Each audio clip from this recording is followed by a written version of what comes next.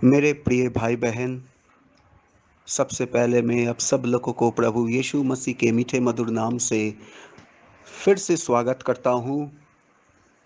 आज इस सुंदर दोपहर की समय में मैं खासकर प्रभु को धन्यवाद देना चाहता हूँ कि प्रभु पिछले हफ्ते मुझे और मेरे परिवार को और उसके साथ-साथ आपको और आपके परिवार को भी प्रभु ने सुरक्षित रखा। हर कामों में प्रभु ने आशीष किया, इसीलिए मैं प्रभु को बहुत धन्यवाद देता हूँ और प्रभु को धन्यवाद देना चाहता हूँ आज इस नया हफ्ता के लिए और नया हफ्ता का शुरुआत दिन देखने के लिए। और आज इस दोपहर की समय में मुझे और फिर से एक बार मौका दिया आप सभी के बीच में आने के लिए और आपके बीच में प्रभु के जो कलाम है, जीवित वचन है, उसको बाँटने के लिए। जो शुभ अवसर, जो मौका मुझे मिला है, इसीलिए मैं कोटि-कोटि धन्यवाद देता हूँ प्रभु को। मेरे प्रिय भाई-बहन, आज जो वचन हम लोग देखेंगे, इस वचन को देखने से पहले आइए हम सब मिलके प्रभु परमेश्वर के सामने अपने सरों को झुकाएँ और उसके सरों को झुकाएँ और उसके सामने हम एक दुआ करें। आइए हम सब मिलके अपने सरों को झुकाएँ और दुआ में आएँ। हमारे प्रिय बाप प्रभु यीशु मसीह, हम तुमको धन्यवाद देते हैं आज ये सुंदर दिन देखने के लिए और सुंदर ये जो दोपहर की शुभ अवसर हमारे बीच में लाने के लिए। प्रभु जी, हम तुमको धन्यवाद देते हैं। प्रभु, आज इस समय को तुम्हारे हाथों में समर्पित करता हूँ और सारी भाई बहन जो भी इस ग्रुप में शामिल हुए हैं और अभी ये वचन सुन रहे हैं, सभी को तुम्हारे हाथों में समर्पित करता हूँ और साथ साथ मैं अपने आप को तुम्हारे हाथों में समर्पित करता हूँ। खास करके मेरे होठों को तुम स्पर्श करो। आज जो मैं प्रचार करने के लिए जा रहा हूँ, वो वचन मेरा नहीं परंतु तुम्हारा जीवित वचन है और इस जीवित वचन को मैं अपने ज्ञान बुद्धि के द्वारा नहीं परंतु तुम्हारी दिया हुआ ज्ञान बुद्धि के द्वारा मैं इन सभी के बीच में मैं बाँट सकूँ और इसका गहरा अर्थ को मैं प्रकट कर सकूँ। प्रभु जी, मैं प्रार्थना करता हूँ प्रभु जी, जो भी भाई बहन सुन रहे हैं उन सब के दिलों में तुम स्पर्श करो, छू डालो कि सब जब लोग सुनेंगे तब सभी के मन को परिवर्तन हो जाए और सब इस वचन की जो गहरे अर्थ को समझे और समझ के उसको अपना के वो आगे बढ़े और अपने जीवन को एक नया दिशा में लेके जाए। प्रभु जी, मैं प्रार्थना करता हूँ प्रभु, सारी समय तुम हमारे साथ रहो, हमारे बीच में मौजूद रहो। ये छोटी सी विनती प्रार्थना तुम्हारे यीशु मसीह के मीठे मधुर नाम से हम मांगते हैं, सुनो और कबूल करो। आमीन। मेरे प्रिय भाई बहन, आज जो वचन हम लोग सुनने के लिए जा रहा है, वो वचन लिया गया है कुलुसियों का पत्री 2 अध्याय उसका 18 और 19 आयत। फिर एक बार मैं आपके लिए पढ़ना चाहता हूँ। कुलुसियों का पत्री 2 अध्याय उसका 18 और 19 आयत। कुलुसियों का पत्री उसका 2 अध्याय 18 और 19 आयत। ऐसा लिखा है, कोई मनुष्य आत्महीनता और स्वर्गदूतों की पूजा करा के तुम्हें दौड़ के प्रतिफल से वंचित न करे। ऐसा मनुष्य देखी हुई बातों में लगा रहता है और अपनी शारीरिक समझ पर व्यर्थ फूलता है और उस शिरोमणि को पकड़े नहीं रहे और उस शिरोमणि को पकड़े नहीं रहता जिससे सारी देह जोड़े जोड़ों और फट्टों के द्वारा पालन पोषण पाकर और एक साथ गठकर परमेश्वर की ओर से बढ़ती जाती है। आमीन। मेरे प्रिय भाई बहन, देखिए और एक बार मैं आपके लिए बोलना चाहता हूँ। कुलुसियों का पत्री 2 अध्याय 18 से 19 आयत देखिए, कोई मनुष्य आत्महीनता और स्वर्गदूतों की पूजा करा के तुम्हें दौड़ के प्रतिफल से वंचित ना करे। ऐसा मनुष्य देखी हुई बातों में लगा रहता है और अपनी शारीरिक समझ पर व्यर्थ फूलता है और उस शिरोमणि को पकड़े नहीं रहता जिससे सारी देह जोड़ों और पट्टों के द्वारा पालन पोषण पाकर और एक साथ गठकर परमेश्वर की ओर से बढ़ती जाती है। आइए इस वचन की जो गहरे अर्थ को हम थोड़ा समझने की कोशिश करते हैं। मेरे प्रिय भाई बहन, जब पौलुस ने कुलुस्सियों में ये पत्र लिख रहा है, तो कुलुस्सियों का पत्र अगर हम अच्छे से देखेंगे तो हर एक वचन में एक शिक्षा है, और जो शिक्षा है उसको समझने के लिए उस वचन की गहराई में जाना है, तब हम लोग समझ पाएंगे। तो कुलुस्सियों की पत्री में पौलुस ने जब ये शिक्षा दे रहे कि कोई मनुष्य आत्महीनता और स्वर्गदूतों की पूजा करा के तुम्हें दौड़ के प्रतिफल से वंचित ना करे। दौड़ की प्रतिफल का मतलब क्या है? वो है विजय मुकुट। विजय मुकुट से तुम्हें वंचित ना करे। कोई भी मनुष्य, कोई भी मनुष्य, कोई भी मनुष्य आपको आपके दौड़ के प्रतिफल से वंचित ना करे। वो आत्महीनता मतलब नम्रता और स्वर्गदूतों की पूजा करा के। देखिए, हम लोग बीच बीच में क्या करते, हम लोग जो असल है, जो ओरिजिनल है, जो असली है, उसको छोड़ के हम क्या करते हैं, हम किसी और के पीछे हम भागते हैं और हम समझ लेते हैं यही असली परमेश्वर है, यही असली शिरोमणि है, ये असली है, तो इसको हम पूजा करते हैं। देखिए, हमारे इस जगत में, हमारे संसार में ऐसा बहुत सारे आदमी है जो हम लोगों के पास आके उनके अपने अंडरस्टैंडिंग के द्वारा, उनके अपने समझ के द्वारा वो क्या करते हैं, वो समझाता है। और जब हम लोगों को समझाने की कोशिश करते हैं, हम भी बहुत प्रभावित हो जाते हैं और हम भी समझ जाते हैं हाँ यही सच्चाई है। तो जब हम वो समझ को जब हम लोग एक्सेप्ट कर लेते हैं, हम अपनाते हैं, तो हम अपने ही दौड़ के प्रतिफल अर्थात वो विजय मुकुट से हम वंचित हो जाते हैं।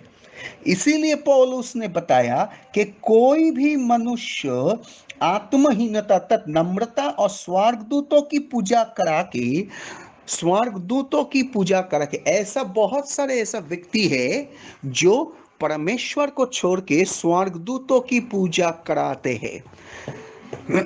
स्वर्गदूत कौन है? ऐसा बहुत सारे हैं। स्वर्गदूत पहले थे। आज हमारे धरती में जो देव देवी हम लोग देखते हैं वो भी दूत है, वो भी पहले स्वर्ग में थे, पर उसको गिराया गया है, उसको गिराया गया है और उस धरती में राज कर रहा है। तो आज हमारे बीच में अगर कोई ऐसा व्यक्ति आए जो बहुत शांत और नम्रता से हम लोगों को समझने की कोशिश करते और हम लोगों को समझाने की कोशिश करते हैं और उस स्वर्गदूत की पूजा करवा लेते हैं, तो हम अपने विजय मुकुट अर्थात दौड़ के प्रतिफल से हम लोग खुद वंचित हो जाते हैं, क्योंकि विजय मुकुट उस गिराया हुआ स्वर्गदूत हम लोगों को दे नहीं सकता। वो विजय मुकुट सिर्फ स्वर्ग में रहते हुए जो परमेश्वर, जो सारे विश्व ब्रह्मांड की सृज किया है, जो सारे विश्व ब्रह्मांड की सृष्टि करता है, वो परमेश्वर हम लोगों को विजय मुकुट देता है। कोई स्वर्गदूत विजय मुकुट नहीं देता है। हालांकि ये भी जरूरी है कि हम किसी को दुख ना पहुंचाए, हम किसी को अपमान ना करें, पर यह भी सच्चाई है हम किसी को, हम किसी के सामने हमारे सर को झुका भी नहीं सकते। एक्सेप्ट जीवित परमेश्वर को छोड़ के। जो जीवित परमेश्वर है उसके सामने ही हमारे सर झुक सकते हैं। कोई गिरा हुआ स्वर्गदूत के सामने कोई भी मनुष्य आए और कितना भी समझाने की कोशिश करे कि देखो ये स्वर्गदूत ऐसा है, इसकी पूजा करो, देखो तुमको ऐसा करना, कितना भी अच्छे व्यवहार से, अच्छे नम्रता से, विनती से वो हम लोगों को समझाने की कोशिश करे, अगर हम उस समझ को हम अपना लेते हैं तो हम विजय मुकुट से वंचित हो जाते हैं। मेरे प्रिय भाई बहन, तो इसीलिए चौकस रहना है, इसीलिए बहुत सतर्क रहना है, क्योंकि समय निकट है, समय आ चुका है, अंत समय का शुरुआत होने वाला है। इसीलिए ऐसा बहुत सारे ऐसे मनुष्य आएगा जो अपने आप को भी बोलेगा कि मैं ये चीज लेके आया, मैं आपके सामने लेके आया, देखिए इसकी पूजा कीजिए। वचन ऐसे भी बोलते कि अंत दिनों में ऐसा बहुत सारे ऐसे भविष्य वक्ता का पैदा होगा जो अपने आप को सच्चा भविष्य वक्ता के रूप से वो प्रदर्शन करेगा। ऐसा भी बहुत सारे ऐसे आएगा जो बोलेगा कि मैं ही वो मसीह हूं। उसको हम क्या बोलते हैं? भंड, मतलब झूठा मसीह। देखिए सच्चा मसीह और झूठा मसीह का अंतर बहुत है, इसीलिए अंत दिनों में झूठा मसीह का पैदा होना जरूरी है और वो पैदा होगा भी। इसीलिए वो सामने आएगा और वो भी अपने आप को दिखलाएगा और अपने आप को हमारे बीच में पेश करेगा और बहुत अद्भुत रीति से वो बहुत काम करेगा और अपना और हमारे मन को वो भुलाने की कोशिश करेगा। परंतु अगर हम भूल के उसको सामने अपने सर को झुकाए और हम उनको अपना ले तो हमारे खुद की विजय मुकुट से हम वंचित हो जाएंगे, जो विजय मुकुट सिर्फ हमारे प्रभु यीशु मसीह जो सच्चा परमेश्वर है जो हमको दे सकते हैं। इसीलिए मेरे प्रिय भाई और बहनों, ऐसा मनुष्य देखी हुई बातों में लगा रहता है। जो मनुष्य वो अपने विजय मुकुट को वो खो देता है, वो क्या करता है? वो देखी हुई बातों में लगा रहता है और अपनी शारीरिक समझ पर व्यर्थ फूलता है। शारीरिक समझ पर व्यर्थ फूलता है का मतलब क्या है? वो शारीरिक समझ मतलब अपने ज्ञान बुद्धि के द्वारा वो विचार करते, सोच विचार करते हैं और उस देखी हुई बातों को वो स्वीकार कर लेता है। जो व्यक्ति अनदेखी बातों पर विश्वास करते हैं, जैसा हमारे परमेश्वर, उस परमेश्वर को हम कभी देखा नहीं, कभी छुआ नहीं, परंतु हम अनुभव कर सकते, क्योंकि परमेश्वर आत्मा है। God is spirit.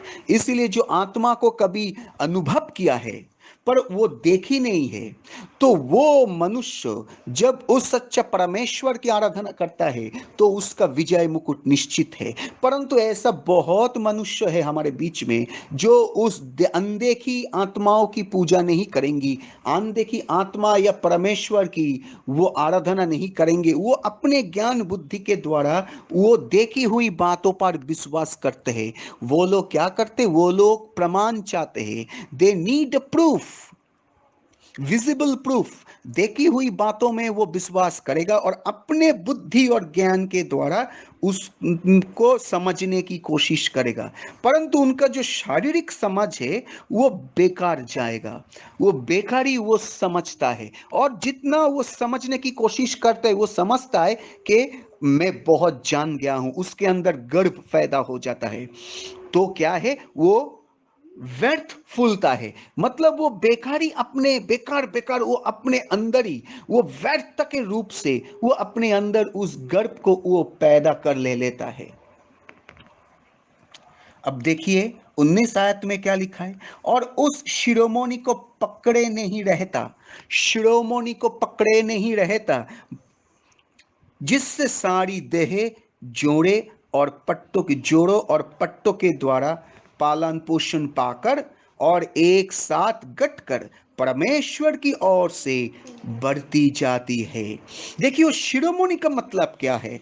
शिरोमणि वही है जो सच्चा परमेश्वर, शिरोमणि वही है जो हमको उद्धार दिया है, शिरोमणि वही है जो हमको छुटकारा दिया है सारी बंधनों से, शिरोमणि वही है जो हमको चंगाई दिया है, शिरोमणि जो वही है जो सच्चे आत्माओं में हमको भरपूरी दिया है, वही है हमारे प्रिय परमेश्वर प्रभु यीशु मसीह। हालेलुया। उस शिरोमणि को वो पकड़े नहीं रहता।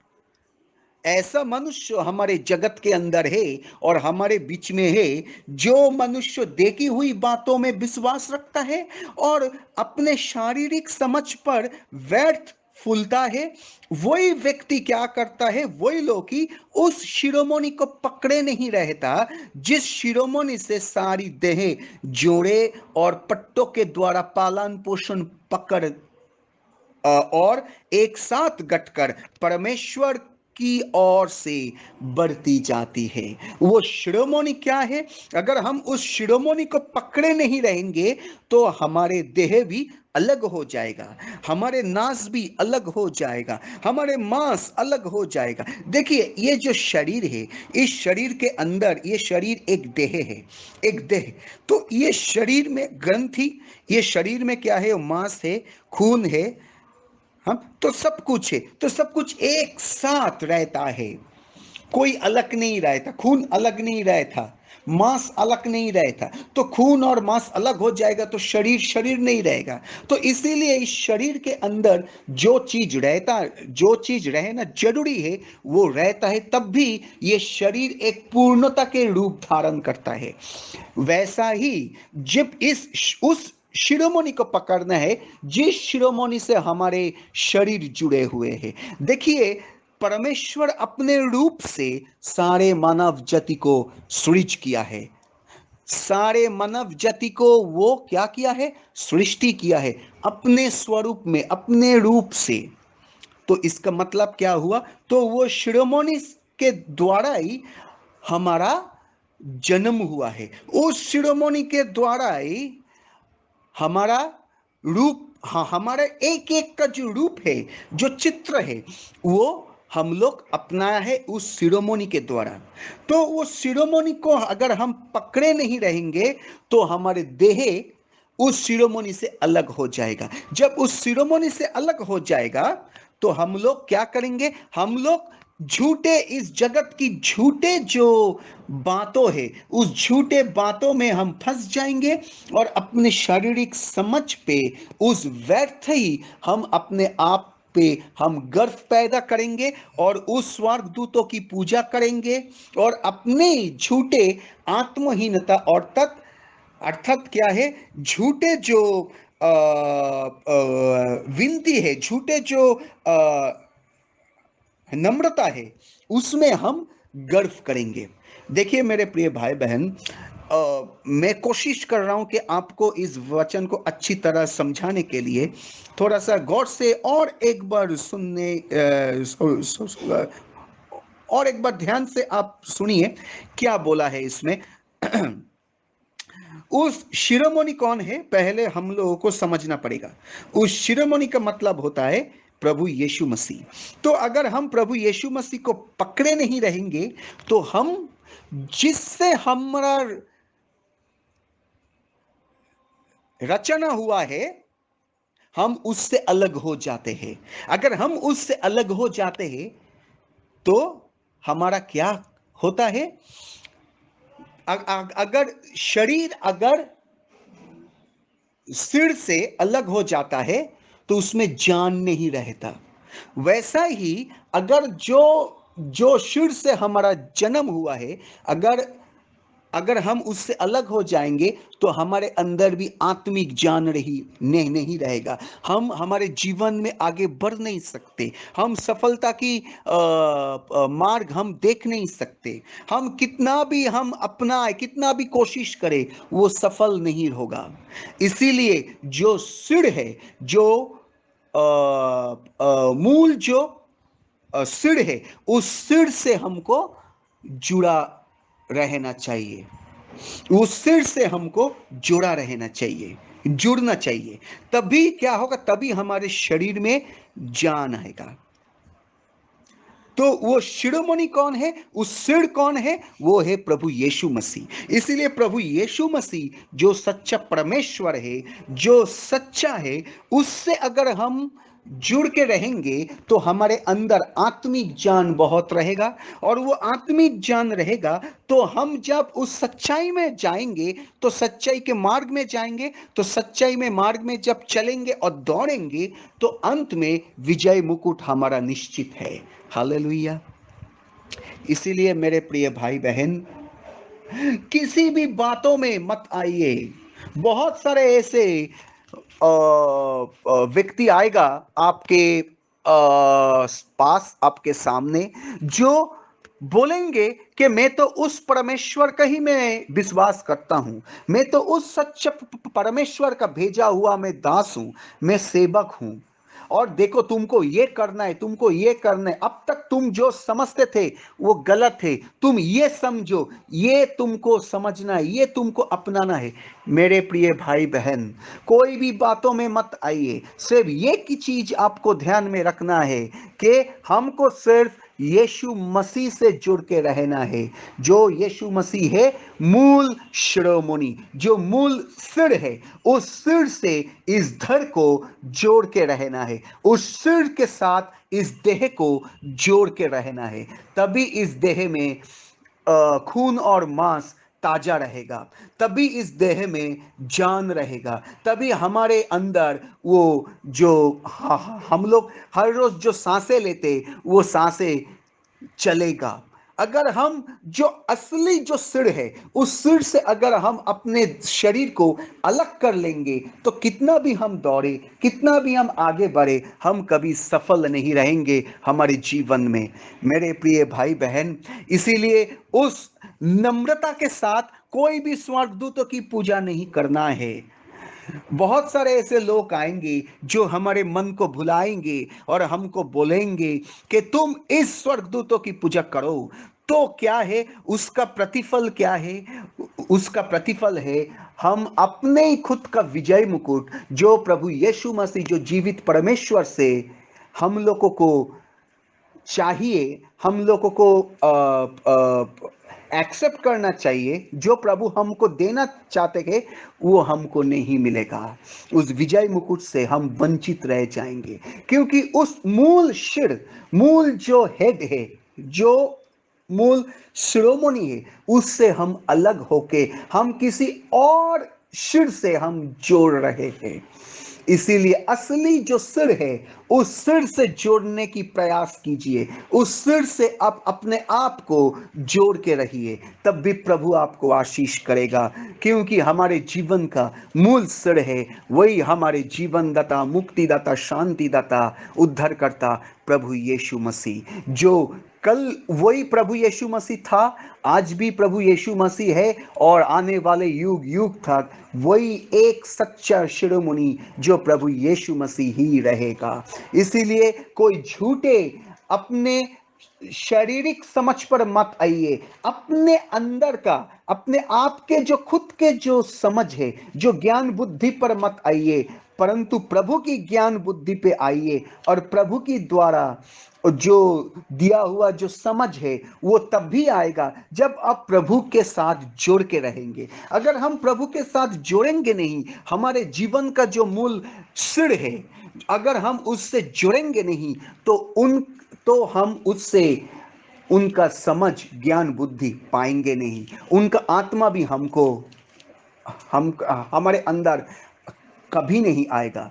इसीलिए अगर परमेश्वर की आत्मा में पूर्णता प्राप्त करना है, अगर परमेश्वर की दिया हुआ समझ, ज्ञान, प्रज्ञा से परिपूर्ण होना है, तो उस परमेश्वर जो यीशु मसीह, प्रभु यीशु मसीह, जो जीवित परमेश्वर है, जो हमारे जीवन का मूल शिरोमणि है, जो मूल सिर है, उससे जोड़ के रहिए हमेशा। मेरे प्रिय भाई बहन, कोई और सिर नहीं है, कोई और हमारे जीवन का मूल शिरोमणि नहीं है, से प्रभु यीशु मसीह है। हमारे शरीर हमारे खुद का जो शरीर है, जो शारीरिक शरीर है, अगर इस शरीर से, हमारा धड़ से, हमारा जो सिर है, अगर वो अलग हो जाएगा तो हम मर जाएंगे। We are dead, we will be dead, हम मर जाएंगे, हमारे शरीर में जान नहीं रहेगा। ठीक उसी तरह अगर जो मूल सिर है, जो आत्मिक सिर है, जो हमारे शरीर में जान पैदा करता है, जो हमको सही मार्ग दिखाता है, जो अपने आत्माओं में भरते हैं, जो उनके ज्ञान और प्रज्ञा में भरते हैं, उस मूल सीट से अगर हम अपने शरीर को अलग कर लेंगे तो हमारे जीवन में सफलता नहीं आएंगे, तो हम कभी उद्धार नहीं पाएंगे और खुद हमारे विजय मुकुट से हम वंचित हो जाएंगे। आइए मेरे प्रिय भाई बहन, अभी भी समय है। उस प्रभु यीशु मसीह को हम सब लोग जानते हैं, पहचानते हैं, परंतु सही दिल से उसको एक्सेप्ट करना है और उसकी जो आज्ञा है उसको सही रीति से पालन करना है। अगर हम चूक गए, एक भी चूक गए, किसी भी तरह अगर हम चूक गए तो हम विजय मुकुट से वंचित हो जाएंगे। इसीलिए चूकने की कोई आवश्यकता ही नहीं, चूकने की कोई प्रश्न ही नहीं उठता है। आइए, जब तक जान है तब तक हम उस प्रभु यीशु मसीह जो हमारे मूल शिरोमणि है उससे पकड़ के हम लोग रहेंगे और उससे जोड़ के रहेंगे। शैतान बहुत आएंगे अपने झूठे भविष्यवक्ता के द्वारा, और बहुत सारे इस अंत दिनों में, आने वाले अंत दिनों में ऐसा बहुत सारे झूठे जो मसीह है उसका पैदा होगा। तो हम कभी और हम लोगों को भुलाने की कोशिश करेंगे, परंतु हम लोग भूलेंगे नहीं। अगर यदि हम उस प्रभु यीशु मसीह जो मूल शिरोमणि है उससे हम जोड़ के रहेंगे तो आत्मा आत्मा को पहचान पाएंगे। इसीलिए मेरे प्रिय भाई बहन, सतर्क रहिए, चौकस रहिए और सुरक्षित रखिए अपने आप को और आपके जो परिवार है उस सबको। इसीलिए प्रभु यीशु मसीह जो मूल शिरोमणि है उससे हम लोगों को हमेशा जोड़ना है और हमारे विजय मुकुट को निश्चित प्राप्त करना है। प्रभु आप सभी को आशीष करे। आइए एक छोटा दुआ करके आज की जो ये वचन है, आज की जो प्रचार है वो हम समाप्त करते हैं। आइए हम दुआ करते हैं। हमारे प्रिय बाप प्रभु यीशु मसीह जो स्वर्ग में बैठे हुए हैं, ओ प्रभु हम तुमको धन्यवाद देते हैं प्रभु। आज ये जो गंभीर वचन, जो जीवित वचन तुमने हमारे सभी के बीच में रखा है प्रभु, ओ प्रभु ये वचन समझने की इतना आसान नहीं है, परंतु तुम जो बोला प्रभु हमारे बीच में इस वचन को जैसा तुमने स्पष्ट रूप से हमारे सामने प्रकट किया प्रभु, इसीलिए तुमको धन्यवाद देना मैं चाहता हूं प्रभु। इतना समय तक मुझे तुम इस्तेमाल किया प्रभु और मेरे होठों के द्वारा तुमने इस वचन की गहरे अर्थ को सबके सामने पेश किया प्रभु, प्रकट किया प्रभु, इसीलिए तुमको धन्यवाद देते हैं प्रभु। प्रभु जी मैं दुआ करता हूं, प्रार्थना करता हूं इस समय इस प्रचार को जितने भाई बहन सुन रहे हैं प्रभु इस दोपहर में, सबको तुम आशीष करो, अनुग्रह करो और एक बार उन सभी भाई बहन के हृदय में तुम स्पर्श करो कि अपने आप को वो जांचे और परखे कि सही शिरोमणि से वो अभी तक वो जोड़ के रहते हैं या नहीं। अगर वो नहीं रहते तो अपने आप को वो रीएवैल्यूएट करे और एक बार परखे चखे और वो एक बार तुमसे जुड़ जाए प्रभु। प्रभु ऐसे अंधे दिनों में बहुत सारे ऐसे झूठे मसीह का पैदा होगा और वो हमारे बीच में आएगा और हमारे अपने आप को भुलाने की कोशिश करेंगे, परंतु हम नहीं भूलेंगे क्योंकि हम सच्चे शिरोमणि से जुड़ के रहेंगे और वो सच्चा शिरोमणि तुम हो प्रभु। जो तुम्हारे आत्मा में जब हम भरपूर रहेंगे तो हम उस झूठे मसीह की आत्मा को भी हम पहचानने की सामर्थ्य रखेंगे प्रभु। प्रभु हम खुद को तब चौकस रखेंगे, सतर्क रहेंगे प्रभु। प्रभु मैं प्रार्थना करता हूं प्रभु सभी भाई बहन उसके परिवार को तुम सुरक्षित रखो और उनको समझने की ज्ञान बुद्धि दो प्रभु। ओ प्रभु फिर से एक बार उनको तुमसे जुड़ने की एक बार तुम मौका दो प्रभु और एक बार वो बहुत तरीके से, बहुत अच्छे तरीके से जुड़े तुमसे, क्योंकि वो शरीर है और तुम सिर हो प्रभु। अगर सिर से शरीर अलग हो जाता है तो शरीर में कोई जान नहीं रहता, इसीलिए शरीर को सिर से जुड़ना ही चाहिए, तब भी उसके अंदर वो जान आएगा। ओ प्रभु, मैं प्रार्थना करता हूं सभी के जीवन में तुम सफलता प्राप्त करो प्रभु, हमारे जीवन में भी तुम बहुत सारे सफलता लेके आओ प्रभु। प्रभु मैं प्रार्थना करता हूं प्रभु, सबको तुम आशीष करो, अनुग्रह करो, आने वाले समय तक हम सबको तुम सुरक्षित रखो प्रभु। ओ प्रभु, आज ये दिन को एक बार हमारे बीच में लाने के लिए तुमको कोटि कोटि धन्यवाद देता हूं, और इस वचन के लिए धन्यवाद देता हूं प्रभु, मुझे इस्तेमाल किया इसीलिए तुमको धन्यवाद देता हूं प्रभु। मैं अपने आप को और मेरे फैमिली को तुम्हारे हाथों में समर्पित करता हूं, और सभी भाई बहन उसके परिवार को तुम्हारे हाथों में समर्पित करता हूं। सारी आदर महिमा प्रशंसा स्तुति तुम्हारी हो प्रभु। प्रभु यीशु मसीह के मीठे मधुर नाम से हम मांगते हैं प्रभु, आमीन। प्रभु आप सबको आशीष करे, अनुग्रह करे। May God bless you all.